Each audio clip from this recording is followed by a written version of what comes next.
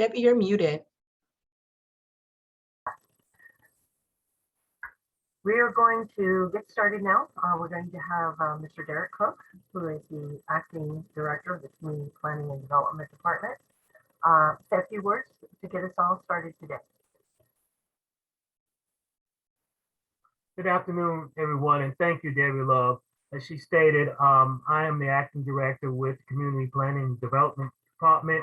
I want to thank you, each of you, for attending the meeting today. I want to thank Councilwoman Cassandra Timothy, the City Attorney, Jeff Cazot, the Deputy City Attorney, Jennifer Warner, the City Clerk, Vanessa Joseph, for attending today for this important exercise we're going through. As you understand, when we have census, it usually triggers a redistricting for many districts, and this is what we're going through today.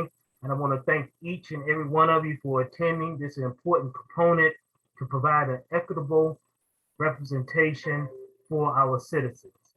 With that, I want to give it back to Debbie Love, who is the city planner, and she will go over the agenda and the steps that we will go through today for this community outreach effort. Thank you, Mr. Cook. As Derek said, my name is Debbie Love. I'm the city planner. I have the pleasure of working with our consultant, Kurt Spitzer, with PSNA Governmental Consultants. Today we're going to, Mr. Spitzer is going to go over the review of the districting process and what criteria was used in developing the draft maps. He's going to then have a conversation with you about the alternatives that you will be looking at today. And then we'll be talking, having an opportunity for you all to ask any questions or provide any suggestions. And then we're going to do a really quick 2-question survey to identify what your preference is for a map that will serve for the next 10 years as the council district boundaries. And then we'll be letting you know what will happen next. So with that, I'm going to turn it over to Kurt Spitzer. Mr. Spitzer, it's all yours, sir. Thank you, Debbie. Appreciate that. And I'm glad to be working with the city of North Miami. Very briefly, today we're going to do basically 3 things. We will discuss the redistricting process and some of the criteria that are used by local government as they go through a redistricting effort. We'll talk a little bit about the 2020 census. That's the data that we're using in this process now. That's the most recent data that we have available. And then we'll discuss 4 alternative draft maps that we have prepared for the consideration of the City Council. And so with that, let me just jump right into it. Let me say this though. Let me say that we've redistricted 25 or 30 cities and counties throughout Florida over the past 20 years or so, and our experience is that we follow the case law and the criteria to the greatest extent that we can. And when we do that, we find that the redistricting process need not be as controversial as it sometimes is in other levels of government. And with very few exceptions, all of the processes that we've been involved with have gone quite smoothly, both during the process and after the plan was adopted by the city or the county. So redistricting is the process by which the legislative body of the jurisdiction equalizes differences that there might be in the populations from one district to another. And so the legislative body may be the county commission, or it might be the city council. But at the end of the day, it's the legislative body who has the authority to change district boundaries. Redistricting is not reapportionment. Reapportionment is the process by which Congress reallocates some of the congressional seats between the 50 states after a decennial census. And I think Florida might have gained 1 seat this time. Perhaps New York lost a seat. But it's not the same thing as redistricting the shapes of the districts from which members of Congress, members of the Florida legislature, or the city council are elected. Why do we do this? Well, it furthers the principle of one person, one vote, and it serves to implement the provisions of the 14th and 15th Amendment to the U.S. Constitution, and also the Voting Rights Act of 1965. There are some guidelines that we have in the redistricting process. And there are several of them here. We're going to talk about them in a little detail. They're all considered in total, but the dominant criteria is population. The districts should be as nearly equal in population to one another as is possible, or sometimes the term used is practicable. Then there's other criteria as well, and we'll go through these all now. But again, they are considered in total, they're balanced against each other, and with population being the dominant criterion. Absolute equality in terms of population from one district to another is pretty much impossible. So what we do is we try to get the deviations from the average district size as close to 0 as we can. Generally speaking, if you have a plan where the districts are not more than 3% over or under the average district size, that's a good goal to try to attain. When we're talking about population, it's total population. It's not registered voters. It's the total population of the city as determined by the 2020 census. Where there's 2 districts that have a population spread of more than 10 percentage points, that's a red flag in the court system. And here's an example of that. This was in Jefferson County, a small county in North Florida, 6 years ago or so. And in this case, the largest district was almost 5.5 points over the average.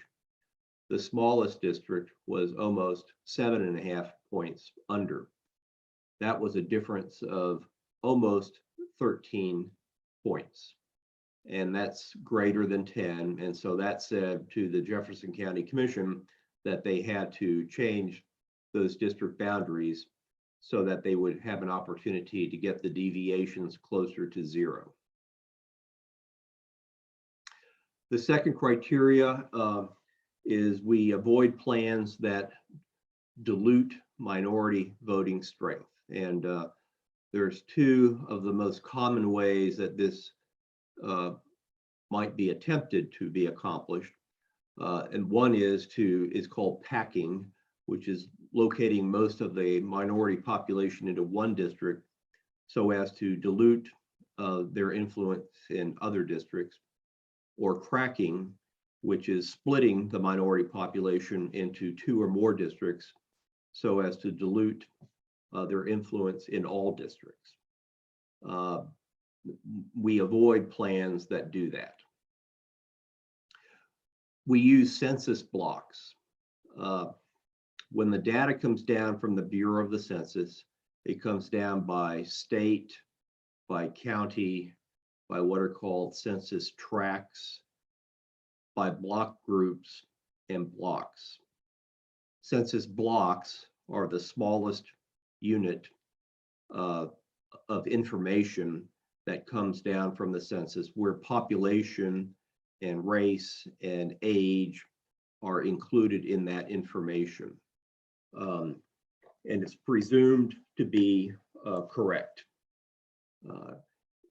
Sometimes you might want to consider supplementing the census data with other sources of information, but that is usually only considered when you're in the out years, the 6th or 8th year of a decennial cycle, and you have reason to believe that the data has changed significantly. You might want to consider supplementing the census data from the previous decennial census. That's not the case here. This data is almost as new as it gets, and there really is no need to consider any sort of supplement to what we already have. We try to follow significant boundaries or existing district boundaries as well, where possible. It's easier to understand for the voters. It's less disruptive to voting precincts. Major roads, water bodies, things like that are usually coterminous with the boundaries of census blocks. And so we try to follow significant boundaries where we can. Individual districts must be contiguous. You can't hopscotch from District 1 and then go across District 2 and have another part of District 1 somewhere down the road, although contiguity may be maintained by crossing a water body. We attempt to keep communities of interest together, which we try to not split neighborhoods, or in the case of the legislature or a county government, we try to not split municipal governments. And we try to avoid districts that have bizarre shapes. And here is the classic example of a bizarre shape. This is where the term gerrymandering came from. This is a plan that was developed by Governor Elbridge Gerry in Massachusetts many years ago. And someone remarked that that looked like a salamander. Someone said, no, it's not a salamander, it's a gerrymander. So that's where the term gerrymandering came from. We avoid plans that have bizarre shapes. This is a more modern day example of a bizarre shape. This is about 20, 30 years ago, a congressional district in North Carolina. And when you take out the rest of the map, this is what it looks like. And so the court threw that particular shape out. So in summary, we have all of these different criteria that we consider in the process. Population is the dominant criteria. It's truly impossible for any plan to attain all of those criteria to the greatest extent possible. So what is done is that individual criteria are balanced against each other, and the plan considers the criteria in total, with population again being the dominant criteria. So let's talk just briefly about the census. We know that this past go round, the census was had a couple of road bumps that it hit along the way. But we've been doing this for many, many years now in this country, every 10 years. And Census Day, the last go round, was April 1st of 2020, which was intended to be a snapshot of the nation's population on that day. The census process actually starts well before the year that the census is taken, but this was the plan for the census in 2020. We begin in counting in remote Alaska. Census Day is April 1st. The reapportionment counts the population of the states. Those numbers were given to the states, to Congress, so that they could reapportion themselves by the end of the year. And then the data for state and local governments was targeted to be delivered 1 year after Census Day. Here's what actually happened. You know, 2 years and a few months, we had the first case of COVID in the United States. And shortly after that was a travel ban. The Census Bureau suspended all of their field operations for a couple of months, beginning in March. The reapportionment counts to Congress, which were supposed to be released before the end of the year, were actually not released until April of 2021. And the counts that were delivered to the states, state and local governments, supposedly targeted by March 31st of 2021, were not actually delivered until August of this past year. And even then it was in what's called a legacy format, which required some adjustments to it so that the data could be moved into a usable format. But nonetheless, we've had it now for several months, and the data is presumed to be correct. So we were asked to prepare 3 maps. One was a map of the existing districts as approved 8 or 10 years ago by the city using the 2020 data. And when we do that, then we can tell if the districts are out of balance or not. In addition to that plan, we were asked to prepare 2 alternative plans.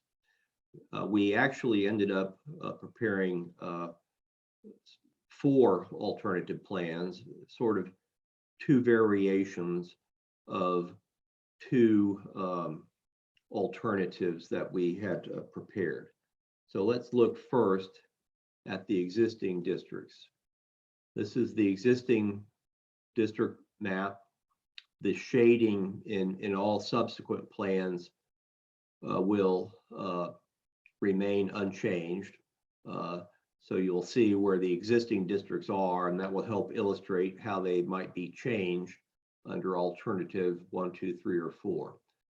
But here we can see where, in this case, the largest district using the 2020 data is District 1, and that district is 5.8% over the average, the ideal population. The smallest district in terms of population is District 4, which is 7.5% under the average. So here we have a discrepancy of over 13 percentage points between the largest and the smallest, which is quite a ways over the 10-point threshold. So this says that the city should really consider redistricting its boundaries so that the district population are closer to one another. I might talk briefly about the columns here. In all of the maps, you'll see this information spread across the top. The ideal population is simply the total population of the city divided by the 4 districts. The actual population is how many people actually live in each of the districts. Then there's the deviation, how many people over or under in raw numbers the districts are, then percent. And then we have 3 groups of columns on race. When one fills out the census form, there are, I believe, 6 categories of race that somebody could choose. Or some combination of those. And so in the first two groupings, white and black, these persons who filled out that information said, I am a single race white person or a single race black person. In the other category, other includes any other single race other than white or black, such as Native American, Pacific Islander, or it also includes anybody who indicated that they are 2, 3, or more races. And so when you add up the population for other black and white, you get the total population for a particular district or for the city as a whole. The last two columns are for indicating people who said, I'm of a Hispanic background, Hispanic ethnicity. The Census Bureau says that that is an ethnicity, not a race.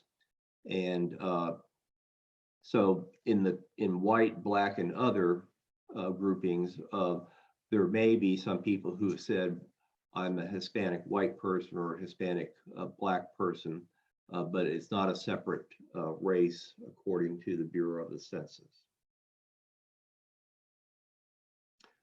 So here's the first alternative plan. And alternative 1 and 2 are similar to each other, and alternatives 3 and 4 are similar to each other. But here, in this currently the southern area of District 3, remember that District 4 had to gain a population, so it took that population from District 3, and then District 3 needed to gain some population, and so that was taken from this northwest corner of District 2. To make up that discrepancy in terms of what was lost from District 2, and also to lose some population from District 1, which was overpopulated, remember, by, I believe it was 5 or 6%. This area here was moved from District 1 into District 2. This plan keeps the existing boundaries intact to a great extent, and has a deviation between the largest and the smallest districts of about 1.5 points. So it's a very low spread between the largest and the smallest district. Alternative 2 is similar to the first alternative. However, it removes more population out of District 1 into District 2. Remember that District 1 was the fastest growing district in the city. And so one consideration that a local government may wish to think about is to underpopulate a fast growing area in anticipation that that growth would continue over the next several years, so that when we get to the point where it's, the next decennial census is out, there's less of a significant discrepancy between the largest and the smallest districts. And so by moving more population out of District 1 into District 2, District 1 has a deviation of almost 4 points. And so the spread here is around 8 points between the largest and the smallest district.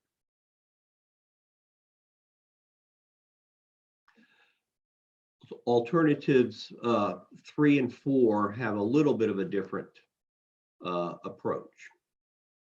First, to add population to District 4 from District 3, there's a policy decision that's made that we're not going to cross I think this is called the Biscayne Canal here, and so these boundary changes where District 4 has grown area-wise to take some population to get its deviations closer to 0, none of them cross the canal. And so it has grown east a little bit, but has not crossed the canal. Then there is population out of District 1 that goes into District 3 and 1 into District 2. But most significantly, between District 1 and 2, the Keystone area currently in District 2 has been moved into District 1. This has about a spread of between the largest and the smallest of less than 2 points. So it's a very low, very small, compact spread. And finally, alternative 4 is exactly like alternative 3. It's just that in this area here, there's more of this population in District 1 that is moved into District 3. And that was done because, again, District 1 is a rapidly growing district. And so we tried to underpopulate District 1 a little bit more and in anticipation of future growth. And so that's what happened here. The spread is under 5 points between the largest and the smallest district.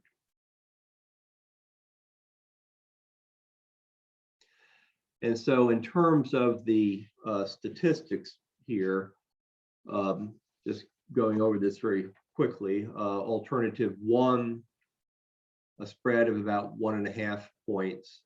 Alternative 2, which had a similar shape to the first alternative, a spread of about 8 points. Alternative 3 and 4 were similar plans again. Alternative 3 had a spread of under 2 points, and alternative 4 a spread of under 5 points.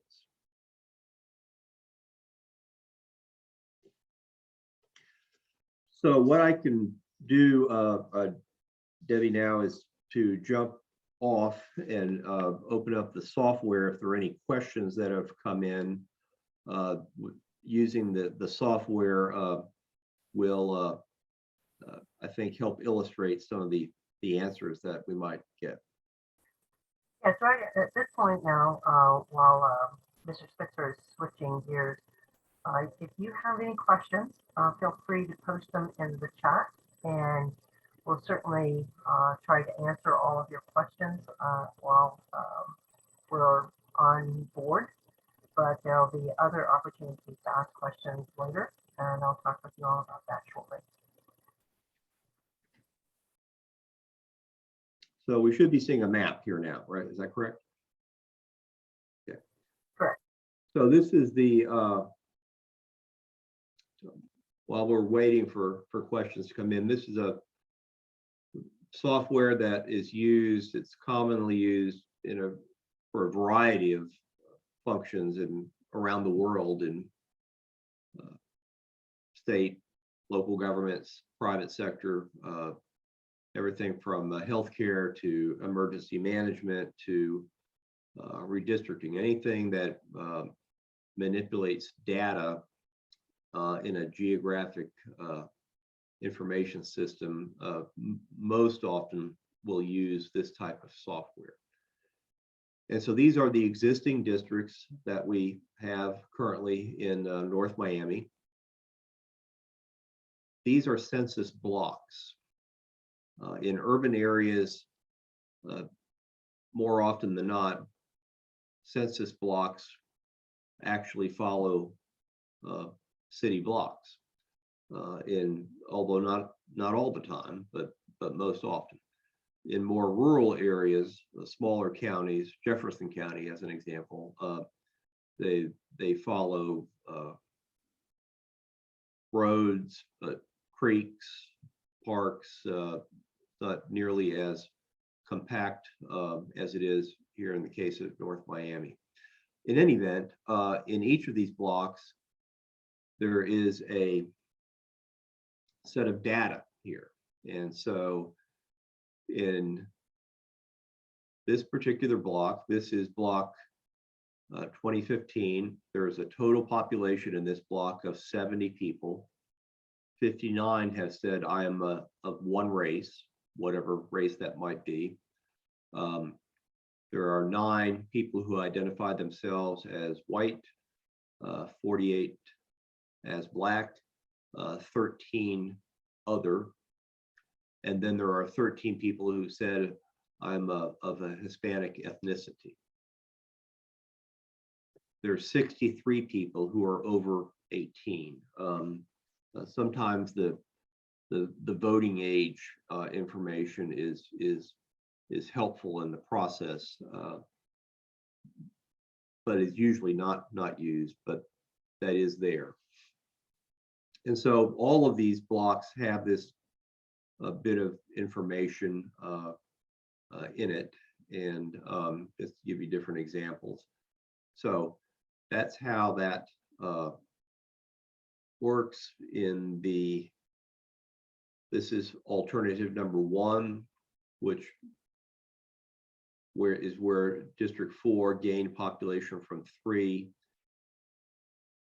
Then District 2 shed some population into 3, and District 1 shed population here into District 2. Again, the second plan is very similar. It's identical here and here. There's just more population that was allocated from 1 into 2 in alternative 2. Then remember, alternatives 3 and 4 took a different approach. Here, the population taken from District 3 into 4 followed the western part of District 3, and these blocks here were allocated into 4, and this area here was allocated into District 4, but in no case does District 4's boundary cross the canal. And then to the Keystone area was moved from District 2 into District 1, which is where other parts of that neighborhood already are. And to make up for that difference, some population is moved from other parts of District 1 into District 2, and then from District 1 into District 3.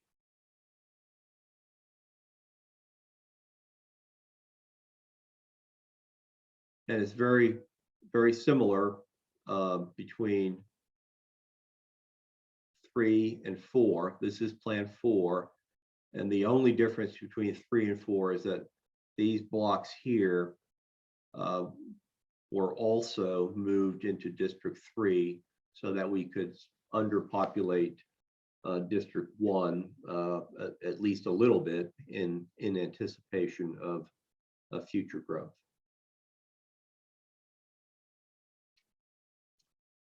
So have we gotten any questions?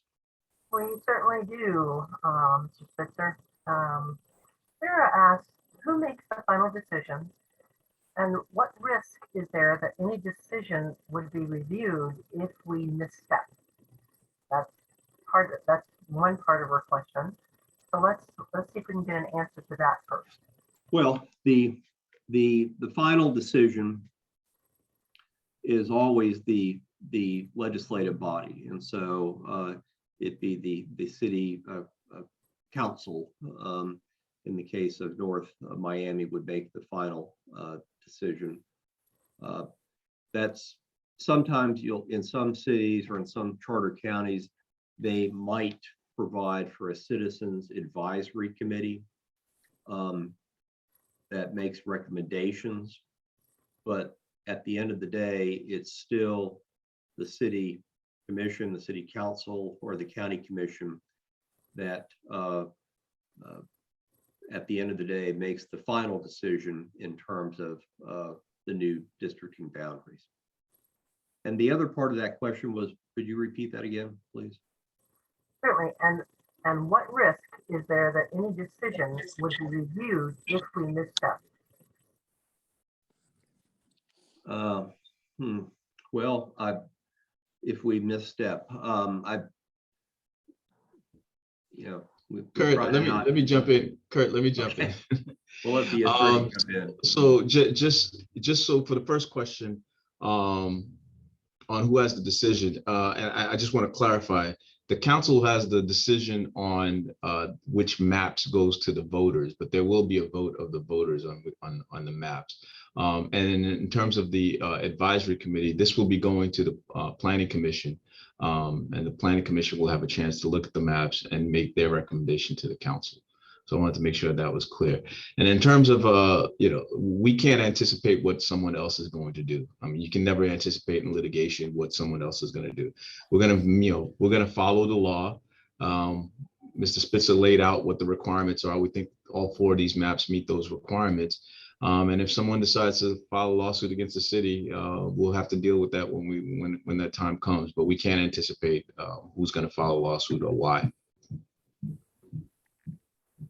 And thank you, Mr. Gazzo. Part 2 of Sarah's question is, why isn't West Dixie being used as a separation line?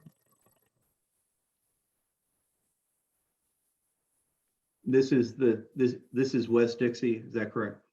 That's correct. Yeah, well, I think that's a good, let's illustrate this here.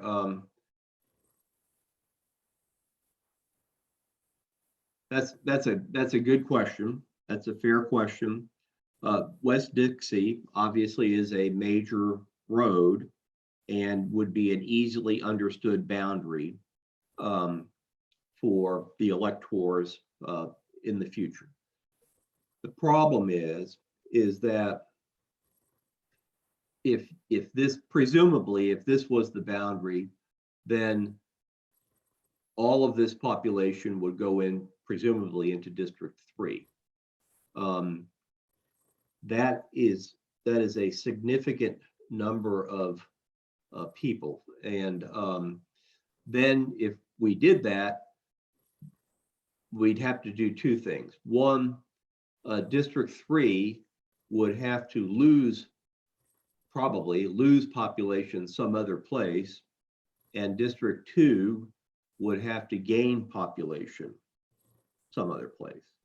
So this is an example of how we balance the different criteria together. But certainly, all other things being equal, this would be a nice boundary to be able to use if the numbers worked out. I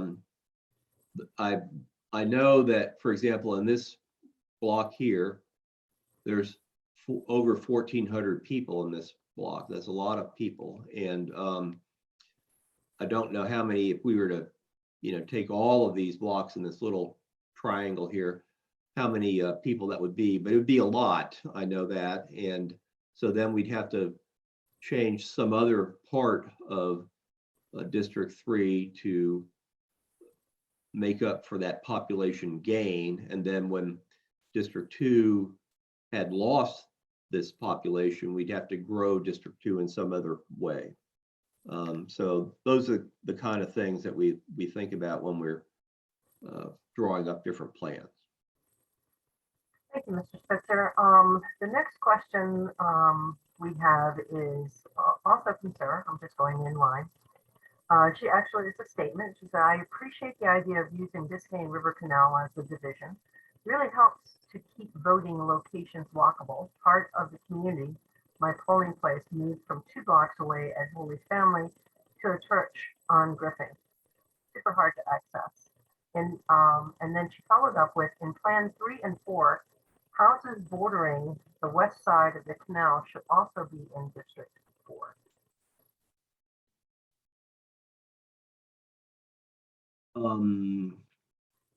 So we're speaking of this area here, the west side of the canal. Kurt, what she's saying is the portion, if you go up in the map, I think she's talking about the portion to the north of, Oh, right up here. yeah, up here. She's saying make the entire border of District 4 butt up against the canal there. But I think you went to the same issue you talked about with the numbers. Right, and the one problem here is that this particular block, this is a good example of blocks that, you know, don't follow normal city blocks. This district, this block rather, goes all the way up here. And so we don't need that much population to get 4 within an acceptable tolerance here. And so that's why we left this as it was. We, you know, now if this, for example, if this block had ended right here, we might have considered that and just added that to here, but it didn't. It goes all the way up to the end of the city limits here. And just, if you did that, then you'd have to take this, and that would be too much population. Hopefully that answered that question. Let's see. Councilman Galvin asked, should we be stating our name and address for the record when posting questions? I'll let the city attorney respond to that. Yes, if we have the address, I'd ask people, anyone speaking, to just give us their address. I mean, we have the names, but you know, through this format, I mean, I don't know, unless someone puts their actual video on, I don't know if we can actually know who's actually speaking. So yeah, if you could, that'd be great. But I don't know that it's completely necessary. Yeah, and I don't know if you can hear me, Jeff, but it would be great to have some context about who's asking said question, just so I can be mindful of those points that they're making and Okay, I think necessary. I think she did mention who's speaking. I think it was, did you say it was Sarah McDivitt? Is that what it? That's correct, sir. Yeah. Debbie's audio on my end is really dicey, so I'll just listen more carefully. Okay. Okay. The question was asked by Pierre France Charles. He wanted to know, could we have the PowerPoint? We have a dedicated, as I'll show you shortly, we have a dedicated project page on the Community Planning and Development tab for redistricting, and we will have the PowerPoint uploaded this afternoon to the webpage. And it's also added the location of the webpage into the chat box. Who else do we have? Well, I don't see any other questions. Let's give it a couple minutes here. Anybody else have any questions? Oh, we do have one more new message. Let's see who this is. Yeah, that was Mr. Charles adding his address. Thank you so much for that, sir. With that, I think I don't see any other questions coming in right at the moment. So we'll go ahead and proceed to the next piece of this. Thank you so much for that. What we're going to do is now, at this point, we are going to take a little survey. We want to get your feedback on the maps that you have and what is your preference. So what I'd like for you to do is, if you have a phone or a tablet or a laptop or whatever, I'd like for you to type in the address at the top, and that will take you to a poll everywhere 2-question survey. And the first question that should pop up on your screen, I'll give everyone a few minutes, will be your map preference. And when you click on the maps that that Mr. Spitzer has reviewed with you, you'll see it's map 1, map 2, map 3, and map 4 alternative. Once you click on that map, that will register your response. You can only vote once, but if you change your mind, you can back out and make a different selection. And so while everyone has an opportunity to log in, I'll go show you the next question that you'll have the opportunity to respond to. This is an Debbie, open, can you add it in the chat? excuse me? Can you add that link in the chat? Sure, of course. Thank you.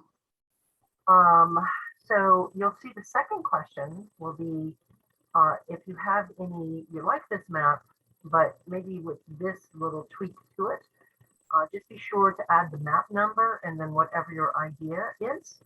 And I'll add that address to the map, to the chat. Stay with me a moment.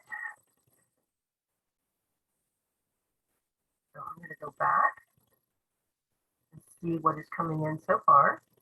Sure seems like everyone is really liking map 3. We're getting more responses in. Mr. Coe, could I ask you to, since I have to monitor this page, to type the poll everywhere link into the chat for me, please, sir? I'm sorry, say that again. Would you mind adding the poll everywhere link into the chat box for me, sir?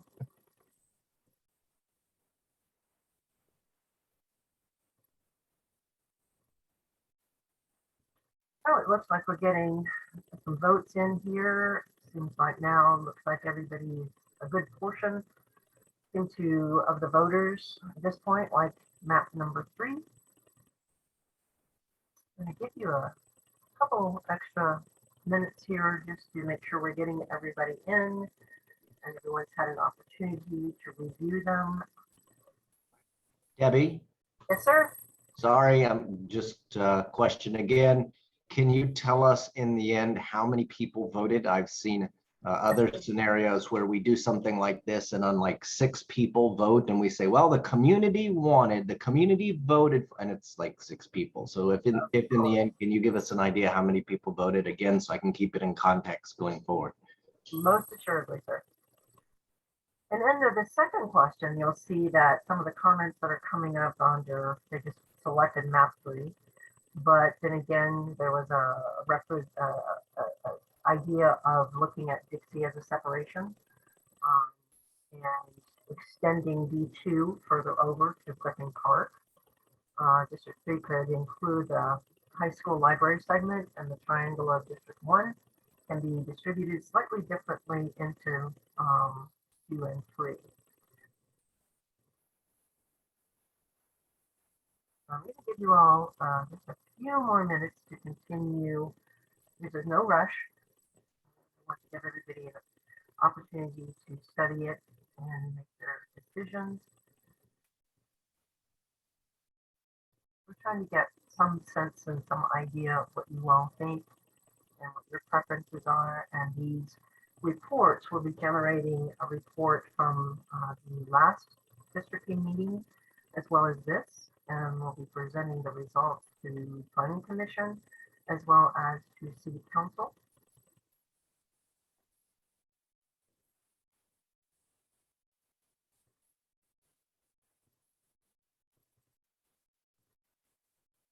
Right. The numbers are still moving on the map preference.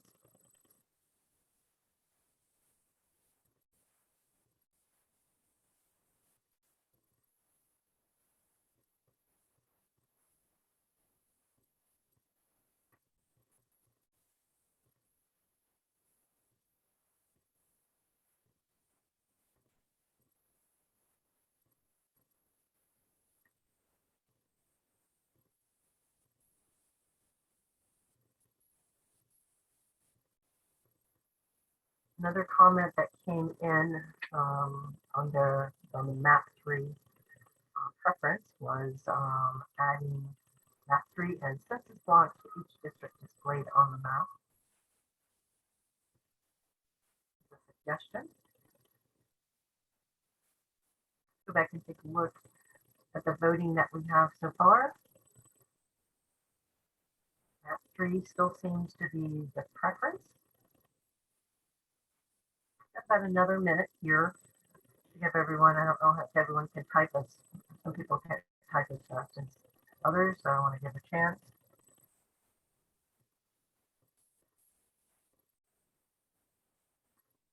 Another comment came in, one just said no. And the second, as you can see up on the screen, said please keep District 2 multicultural.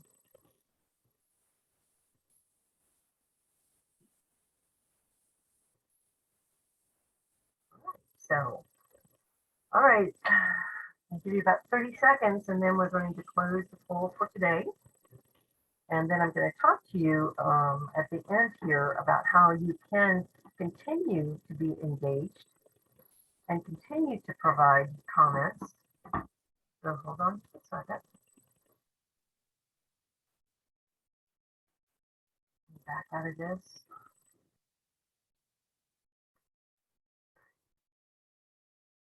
All right, can everyone see how the map voting has turned out so far?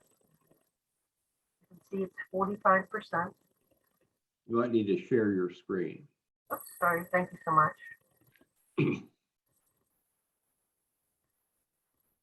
Bear with me a moment.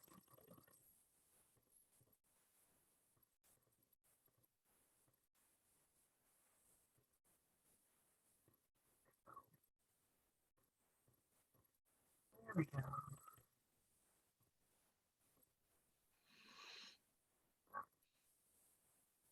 All right, so as you can see, end result is 45% for map 3. Map 1 and map 4 were equally divided at 27%. And then the final sets of comments that are coming in is please keep District 2 multicultural, map 3, add census block for each district displayed on the map. Again, as I said, you could see the comment regarding using Dixie as a separation and some suggestions regarding District 2 and District 3. And then an important comment, please ensure the minority representation is not lost in the district. And I know that was an important criteria for you, Mr. Spitzer. If you'd like to make any comment on these comments that have come in.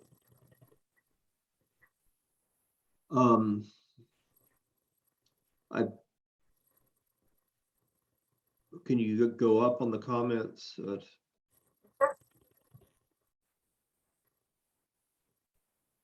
Well, a couple things. One, we often get a request to include census blocks in maps, and what happens is especially in a map that is 8 by 11, or even if a map is 11 by 17, a portrait sized map, there are so many census blocks that they become so tiny and so dense on the map, it's really not, it's not useful to do that. If if there's a way to publicly display a large format map that's printed on a plotter, then you could probably see most of the blocks that would be useful in that regard. But on small maps, you just can't do that. And then on the comment, I'm very much aware of minority representation and that issue, and I think that we'll look at that real closely to make sure that we're not diluting minority voting strength. Thank you for that, sir. Let's go back. I'm sorry, go ahead, sir. Thank you. Again, we just saw that 45% of the vote favored one of the maps. How many votes does that actually total? Okay, so I'm going to have to get out of that screen in order to look at that base. So I'll have to stop sharing my screen. But the city clerk would like to say something. Ms. Joseph, if you'd like to unmute yourself. Yes. Hi, everyone. Vanessa Joseph. So there was a comment about extending to the West Dixie or looking at that. And I think that it would be helpful for some folks to actually see it visually, because I think that sometimes we have an idea that we'll be able to accomplish something by that, and maybe the numbers don't actually work out. So are you able to actually do a visualization of what it would look like to do that scenario that that person actually suggested? I can't do it on the fly now. I mean, I could go through it and I could tell how many people lived in that one sort of a triangular area.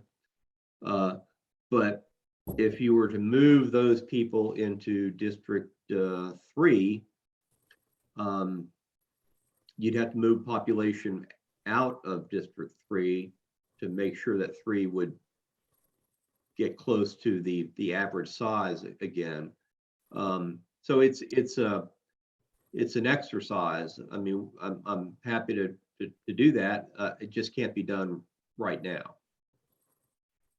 Right. So, I mean, with the limited time frame that we have, you're saying, I understand what you're saying, but what I'm asking is your software doesn't allow you to do that at this time so that we can watch it together in real time right now. Okay. No, no, the best we could do is I could show you how many people lived in that one area, but then when you move it in, you got to move something out. And then if you move it out in another district, then you're going to move something from that district. So it's like pushing in the side of a balloon. And you've got to, you know, to have a balanced plan. It's not just a matter of moving one area from one district to another. It's a matter of keeping all of the districts balanced and sort of close to the average size. I understand that. What I'm asking is I've seen it done, right? Where the consultant will show, if we say, look, we don't want this district to be there, we want to move the boundaries here, and we'll walk through it together. So it doesn't happen in a 1 hour or 2 hour time frame. I mean, we sit for long extended periods of time in one meeting, looking at all the different options and maybe sometimes going district by district. So the question is, your software just does not have the capability of right now us looking at moving district boundaries, right? Even if you move one and then you move another, just to be able to visualize it in this moment. You're saying no. No. Right. Okay. That's correct. Councilman Galvin, to your question as to the number of participants in the poll, we currently have 20 participants in-house now, and we've had 16 responses. The last part again, we have 20 and We had 16 responses. so 16 the four, who voted. so of 16 responses, 45% have said they favor 3. I assume that means 7 of the 16. You had, yes, sir, it's 45% of the 16 responses. Right. And does that actually, Sorry, sir. does that total, I'm looking for total number of votes. Percentage is nice, but from my standpoint, I want to know how many people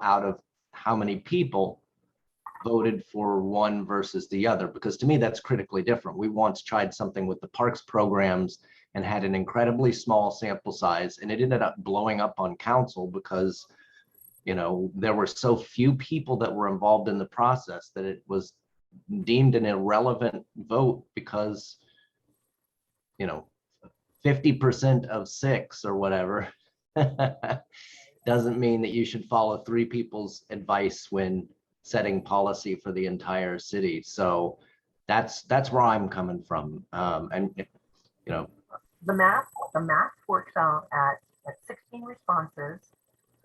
45% on map 3, that means that received 7 votes. And then the remaining votes were split between map 1 and map 4. And everyone could only have one final vote.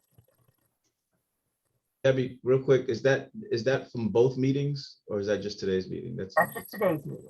That's just today's meeting. Okay. Yes, sir. From the other day, we had 8 responses, and it was split between 40% between map 1 and 40% between map 4. And then 20% was map 2. Map 3 did not receive any votes at the one held on Tuesday.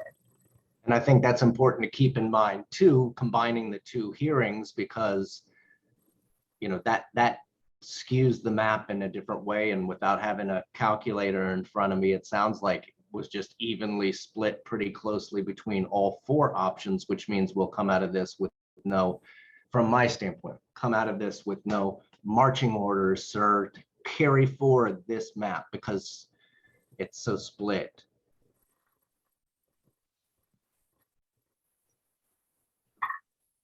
Okay. Debbie, I don't know if it's too late. Maybe it is, but I know that a couple of homeowners associations are getting together today. I don't know if it's possible to maybe share maps or share these resources and the ability to vote on it, or at least discuss it, and maybe one of their reps can come and provide the results. That's an excellent question. And at the end, I'll show you all how we are continuing to allow people to vote and participate. So if we're ready to move to the last piece of our presentation, would you bring up the last slide for me, sir? Yes. Thank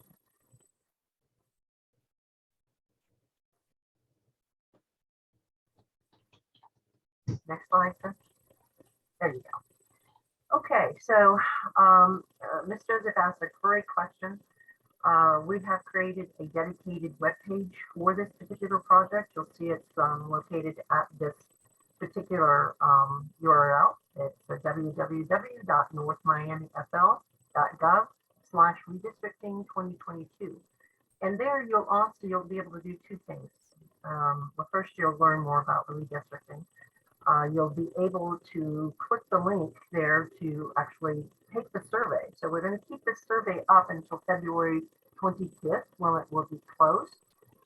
If you'd like to have a different opportunity instead of voting that way, and you have some other ideas for the map, the map is also there. The existing council district maps, you're free to download that, manually mark the district boundaries as you might like to make that suggestion. And you can email it to the email shown here at cpnd@northmiamifl.gov. You can also send any comments or questions to that. Things that our staff can answer would be happy to, like when's the next meeting. More in-depth comments on process or districting or how this turned out, we'll definitely forward that to the consultant and he will provide us with answers. Upcoming public hearings, as you see, they're all held in the council chambers at 7 p.m. With the Planning Commission will hear this item on 3/1/22. You're more than welcome to provide any comments. We'll be having the agenda package uploaded in the next by Monday, so you'll have an opportunity to do that. Provide any comments that you'd like in advance. You can attend in person and make comments there as well. The council will be having 2 readings of this ordinance to adopt this map. The first reading is on March 8th, and the second reading will be March 22nd. Again, the comments that we gather at the community workshop and any survey responses that come in, or any questions that or ideas that come into our email, we'll be putting together a little mini report to present to Planning Commission and then to City Council for their consideration as they look to adopt the final iteration of the council district maps at second reading. With that, if anybody has any other questions, let's see, let me just double check, make sure there's no other questions in the chat box. We don't want to miss anyone. I don't see any other questions. So with that, We do appreciate you all attending this important meeting, and we hope you stay engaged. Share this with your friends and your neighbors and encourage them to take the survey, to attend the public hearings and provide comment. This is important, and we really want to make sure that you all have an opportunity to be a part of this important 10-year effort. With that, we'll close the meeting and hope you all have a great rest of your day. Thanks again for attending. Bye now. Thank you.